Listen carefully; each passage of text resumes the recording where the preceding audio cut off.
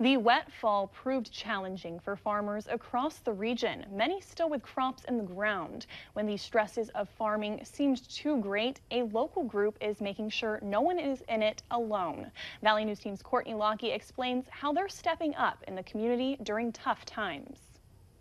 In 40 years of farming, you might imagine there aren't a whole lot of first times left for Terry Wanzek. But this year already, there have been two. This is the first time in my farming career that we weren't able to harvest all of our crop. We still have corn left out in the field. The story is the same for farmers across the region after a wet fall plagued the valley. It was stories like Terry Wanzek's that made people at the Jamestown Regional Medical Center want to step in and help farmers in the community. When one of us needs a little pickup, we need to be there to try and help each other. Agriculture is a major backbone in the region. It's why JRMC piloted with the village to give free mental health services to producers in need. There can be a sense of real isolation.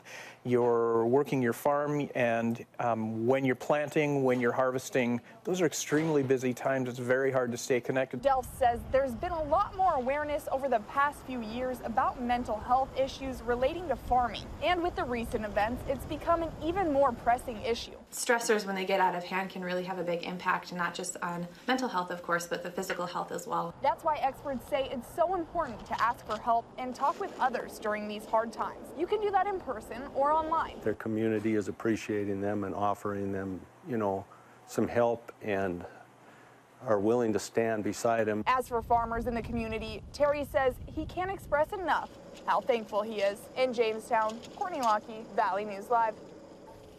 For more information on resources available, visit the Valley News Live app.